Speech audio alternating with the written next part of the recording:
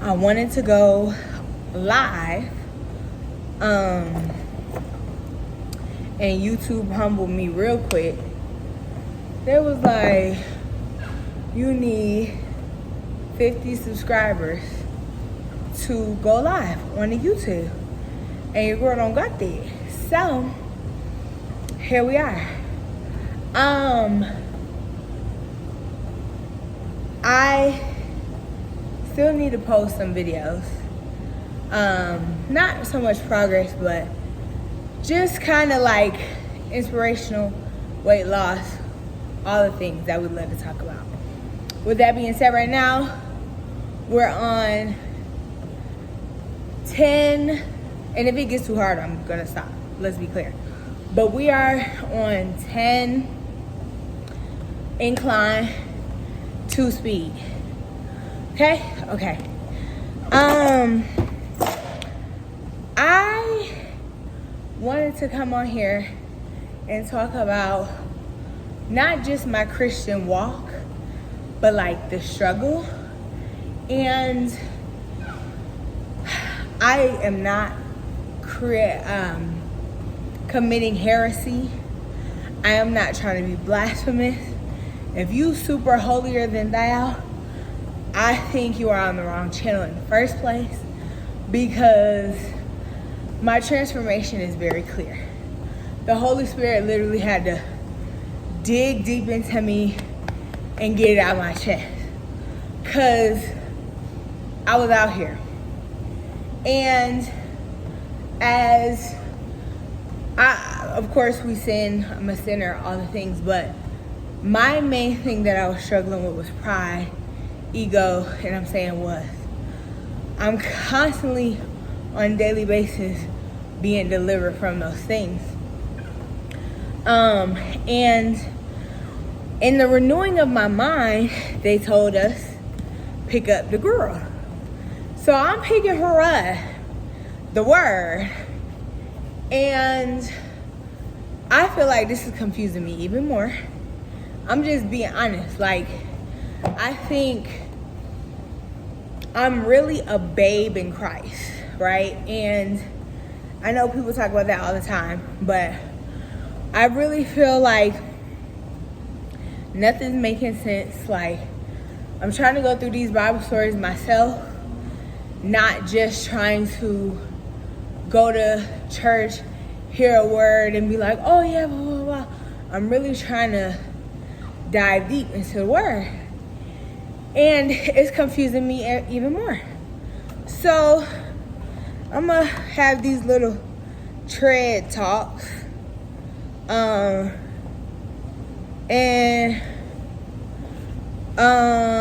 Bible walks. I don't know if it should be tread talks, Bible walks, or Bible walks, tread talks, whatever. And I am in Leviticus now. So I'm almost done with Leviticus, if I'm not mistaken. I normally use my app, but I'm clearly using this to record, and I don't know how much memory I got, but I hate when the girls talk too much, so let's jump right into it. I went through Genesis and Exodus fairly quickly, and I just have some questions for the saints.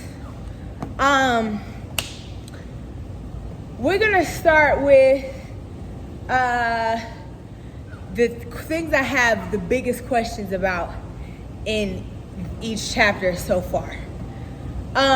So biggest question in Genesis is, why them girls slept with their daddy? And I'm gonna get some names wrong, because again, I'm new, I'm trying to get to it, but Lot's daughter sleeping with him, I think, threw me off. And especially like God saying that like he is what is he known for, like righteous or whatever. And I think a lot of my issues are coming from and stemming from being a critically thinking black woman. I'm learning how not to idolize my race, how not to idolize my gender, and have God still penetrate and speak through me. And that's becoming inherently difficult as I read certain things, because it's hard not to put on your patriarchy is the devil is evil mindset when reading a book. When reading a book written by mostly men, all men, I don't even know why I'm gonna say mostly, and women didn't have certain rights. And when I read about how they said, oh, Lot was drunk and he didn't know that his daughters came to sleep with him, my brain is not fully processing that. My brain is not processing that well. At first, it was kind of like,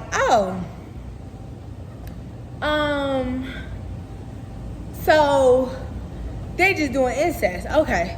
You know, it's frowned upon, I'm sure, but things happen. And that's what a lot of people were telling me about. Like, just because things happen doesn't mean that God permitted it. It just means that these things happen. And we can learn from grace, mercy, all things.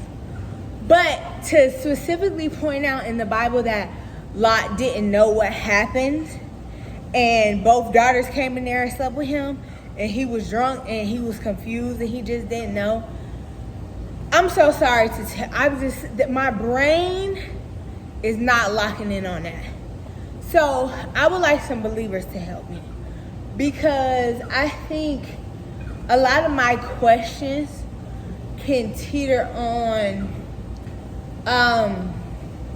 deconstruction ideals, and I find myself treading this thin line of like, yes, God can handle the questions. Yes, it is. He understands, everything is for his understanding. But I think it's getting trickier for me as I'm diving deeper. Next thing, staying on the topic of like being a black woman, all this type of stuff, and getting into the word, Exodus and the Israelites, the descendants, obviously, of Jacob, who then became Israel. All the things, right? And I may not even be saying that right. And that's the tricky thing too, like getting the timelines and the family trees correct is kind of out there. But neither here nor there. That's black people? No. Did Moses go save black people? And I know Exodus and Ephesians seem to be the books that get the Hebrew Israelites going. And so right after, while I'm listening to Exodus, on my way to Walmart, I'm having these thoughts. I'm like, this is very much for the blacks. Like, what's going on? Like, let my people go? Like, wait, the chosen people? Like, we are Israel? Like, we're like, that's what the Hebrew Israelites say, we're Israel, blah, blah. So I go to Walmart, I hear people prophesy, or not even just prophecy, but spreading some type of gospel. I don't know what gospel is, but they're spreading some gospel outside of Walmart. I kind of ignore it. And then when I come back out, they're still there. And of course, they chase me down. Sister, we need to talk to you. And it's Hebrew Israelites or Israel, whatever. And they give me all these packages. Which God you serve? You serve the one you go on Sunday. You serve, talk about the Sabbath, blah, blah, blah. So, I say all that to say, my biggest question is this a direct conversation around the history and the beginning of the blacks? And then my second thing is the Sabbath. This Exodus got me really thinking heavily about the Sabbath, and about just like, I have a lot of friends who are Seventh-day Adventists. And so I think that brings me back to the Hebrew Israelite point too. It's just like, well, what's the truth? God is the truth, period. I've been going to church Sundays all my life. And I say all my life. I'm being dramatic. When I did go to church, it was on Sunday, right? I wasn't forced to go to church. I didn't grow up heavily religious, so I can say that. So I think the Sabbath and Sunday, which is a celebration, has been confused, especially by me. So I'm like, oh, we're supposed to go to church on Sunday and keep an extra day, Saturday, of free, not do nothing. And when it's free, not do nothing, what we supposed to really be doing? Praying and thanking the Lord? Do you get to go out to eat with your family on the Sabbath? What is the Sabbath? And is folks resting for real? Is folks truly taking the Sabbath? And it seemed like God like dead serious about this. So I'm like, okay, cool. Now, we're in Leviticus. And honestly don't have a lot of questions. I think what's been happening, because I've been a little more distracted in this chapter with my life. And what's been happening is I'm starting to really get bogged down and frustrated with the suffering. There's a lot of holy suffering that goes on. I think maybe this is arising with Leviticus for me because it's a lot of rules, especially when it comes to like sexual immortality, all this thing. I say immortality, I don't know what I mean. Immorality. And being called to like not do the uchi coochie with myself, with others, all the things. And it's put me in a really negative headspace because I've always been a generally happy person. Of course, deep down we all have our stuff, but I always kind of presented happy and whatever. And as I'm getting deeper into the word, and discipline is freedom. I do agree with that, I do know that. However, the practicing of this discipline, the practicing of this obedience is causing me to question my religion. I don't want to say my faith because by the grace of God, I was given the gift of faith. So I'd be like, oh, we quitting jobs. Oh, we moving to different states. Oh, we doing what we want to do. I've always been down to go. I never questioned that. But that came so much more easy for me when I didn't have to add hearing God's voice on top of it. Being obedient to what He wants me to do, what way He wants me to go. All of this is causing me to second guess myself way more than I ever did. And today, I was so mad. I was so pissed off. I was so frustrated with just being a Christian. That made me so mad. Like, at my job, I have to apologize a lot more frequently, more often, quicker. My heart has to be softened. And I just find myself being like, why I always gotta apologize? Why I always seem like I'm in the wrong? And not just that, but like, I'm not able to take out this sexual frustration in any type of way. And God has called me and helped me with this weight loss journey. So it's like, I can't eat myself to death. So I'm just like, bro, what can I have? I got called out for gossiping. And that was so real. And at the job that I'm currently at, I'm not having the best time of my life. And gossiping kind of at least kept me close to the ones I was close with. And it's like, I can't even do that.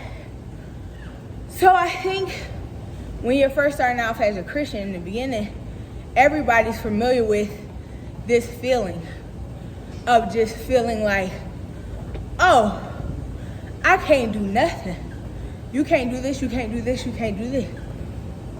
It's a lot of finger wagging, and I love the women or the people that I'm in discipleship with because we can have these real conversations. But I'm also in like a period of isolation. So I'm not constantly talking to them every week or as often, maybe every 2 weeks or every month or so. So I find myself in isolation, trying to ask myself these questions, trying to debunk this stuff, and it's giving me grief because I'm starting to grieve my old life, my old ways, when I could just do whatever I wanted to do without heavy conviction. But now, if I don't have conviction, I start to miss it because I'm like, oh, my moral compass also not steering me the right way. So I think I just wanted to air out my grievances because I know God is good, He is sovereign, but I have to have, there shouldn't be no but there. God is good, God is sovereign. I have to have His word to back that truth up. It's hard for me to get through this word because it ain't making no sense. And I'm reading every version. I got the NLT, the NIV, the WWF, YYZ. I got all of it. And it's just not making sense. However, the fruit has already started to show. And I think I can't talk about the grief and I can't talk about the pain and suffering without talking about the fruit. And I notice people seeing the God in me more. I notice my light shining more. I notice all the things that were great about me are elevating back to what they were when I was like really close to God before because He created it.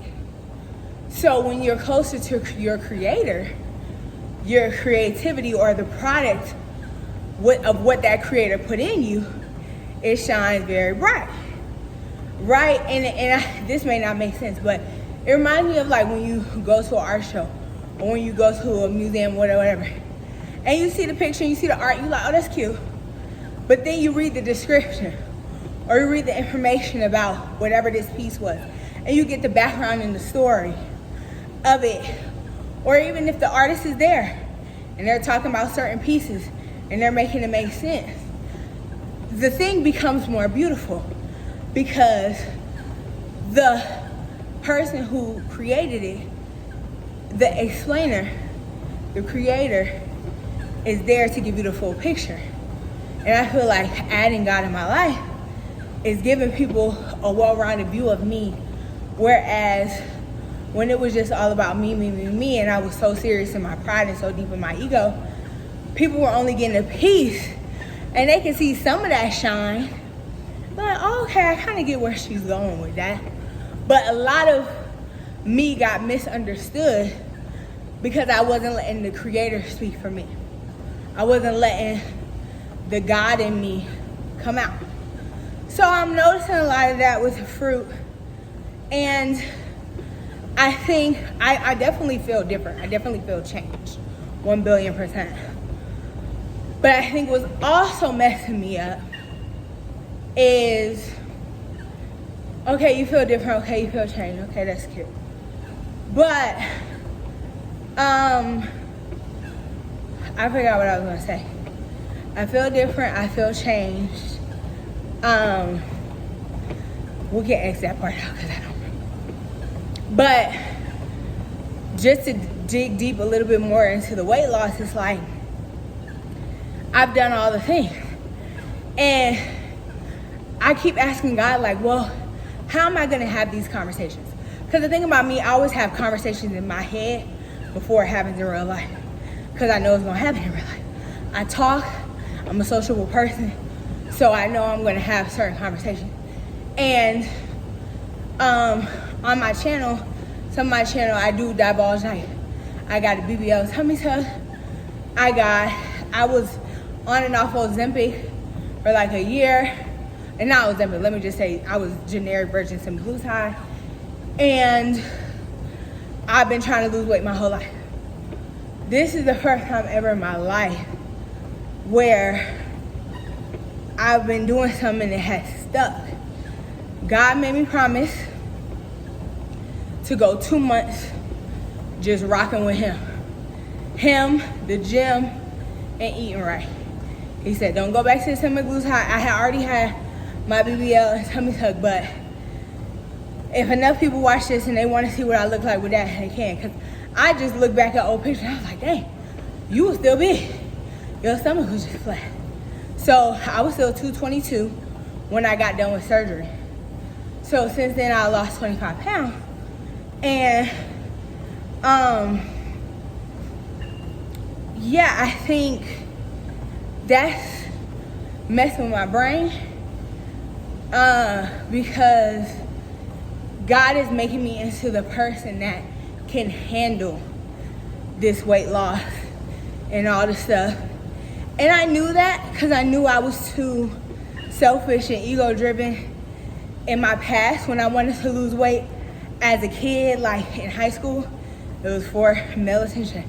When I wanted to do anything, it was so I could be like, yeah, that's what you get for not looking at me. It was very much get back and whatever. And God wouldn't let my spirit and my heart harden, so I couldn't lose the weight. And so now, as I'm losing the weight and I'm seeing it drop off and I'm seeing myself look different, I am struggling with, like, I don't want to say body dysmorphia because I don't want to put that on me, but I think that's the technical term. Because in real life, I had it the opposite way. Goes on. I knew I always wanted to lose weight, but it was because people always called me fat. I always felt bigger than everybody else, but I never thought I was as big as I actually was. When I go back and look at old pictures, I'm like, oh, bet. Okay. The biggest I've ever been in my life is 253. And I've always fluctuated between that 30 pounds. It's always been 253, down to 232, down to 220, shoot right back up to 234, maybe go to 240, go back down. So my whole life has always been fluctuating. So sometimes I look on the skinnier side, I look on the bigger side. As I'm getting smaller than my smallest adult weight, like after high school, so I was 22, I got down, 21, 22, I got down to 209. That was the smallest I've been. Now that I'm under that, as an adult, I'm like, oh, I feel like I'm hypercritical and I'm like, dang, I look big. And I never thought I looked big before. When I was 253, I didn't notice. I had weight blindness. So now that I'm lower than I've ever been as an adult, I'm like, oh, what's going on? Like, I keep looking in the mirror expecting to see 165. And when I don't see 165, I'm pissed. When I lost weight one time before in high school, and when I lost weight, I was 196. I remember that. 194, 196. That was like the smallest I had been, like, ever. I don't even remember being 170 nothing as a kid, nothing. But of course I had to be. But long story short, now that I'm either on that or approaching that, because the scale is sent from the devil. I promise you, the devil, the snake, the scale, Autumn, the serpent, they're locked in. Don't get on that scale, bro. Don't get on that scale. I don't know what it does to your mind, but your brain just gets iffy. So last time I stepped on the scale, I think it was maybe a week and a half ago, maybe a week, maybe a couple days, I don't know. But I'm trying my hardest not to get back on that thing.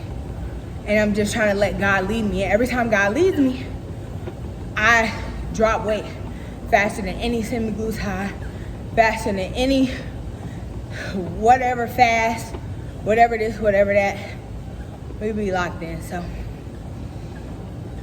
I'm excited. We just hit 1 mile goal.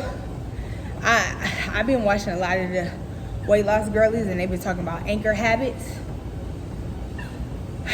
My new anchor habit is officially 2 miles every day. It don't matter if it's at night or if it's I prefer it at night. Like right now, I just did a mile in about 27 minutes. I thought, for some reason, I don't know why I thought it was gonna take me 2 hours to do 2 miles. I don't know what I thought. But it only takes an hour. So basically an hour on the tread. And last thing, celebrating the small wins. So today with all that going on, when like being frustrated about like just my Christian walk, I went and took photos, some grad photos for school. Baby, why I look ugly? And I say all that to say, like, when I talk about like the whole like wanting to see 165, baby, I look like a hoe. Like, to me, those pictures look like how I thought I looked when I was 253. Meanwhile, I was 53 more pounds heavier. So I could imagine. But anyway, I was just frustrated. I felt like I looked so ugly. It threw my whole day off, which then made me want to eat more. So I ate, so I'm on a cut right now. I've been fluctuating so I don't plateau. So my cuts be 1,300 calories. Some people say that's starving yourself. It works for me. Sometimes. Let me not talk too much crap. When I'm just doing regular and I'm cutting, I'm eating, I'll do 1,500 to 1,700. But when I'm on an extreme cut, 1,300. My maintenance, from what I've looked at, from what I've Googled, it's like 2,500. So as long as I don't eat up to 2,500, I'm good. So today, even with stress eating and binging and feeling a type of way, because I was upset about those pictures and I was upset about my walk, and I felt like God had cussed me out yesterday, honestly. So it was just been all that type of stuff. And I shouldn't say he cussed me out. He don't cuss. God talked to me like how I understand. I still didn't go over 2,000 calories today. I went over, I was supposed to do 1310. I did like 1938. So even though I binged and like ate over like 600 calories more, I didn't even touch 2,000. So that's a win I'm gonna celebrate. And I'm not gonna focus on the fact that I didn't drink enough water, because that was part of it. I didn't drink enough water. But I'm still doing my 2 miles. Super proud of myself for last night. I just wanna talk about last night. Last night is when I officially started this 2 mile situation. And I did it so tired, so over it, but I was like, I could do 2 miles, like, whatever. Even though I still thought it was 2 hours. I finished earlier than I did. And I feel like that's why I'm glad it became my anchor habit, because I've been lifting. And lifting, you know, it take a lot out of you. And that's the thing too, lifting, 1,300 calories, I be having to figure it out. I be just doing mad protein. Like, everything I eat, everything I consume is like 20 grams of protein or more. So I'm like high protein, low calorie, knocking it out. So yesterday I still did the 2 miles, and I'm really happy about that, because I really just came home late and I was like, that's gonna be your anchor habit, because it's low-key easy for real. Like, and I'm not trying to say it like that, like, oh, it's easy to walk 2 miles. I'm saying it's easier than I thought. It's only an hour. When people say they on a tread for an hour, they really talk about how many miles. 2 miles, I burn 300 calories before bed. And by the time I get ready to go in the house,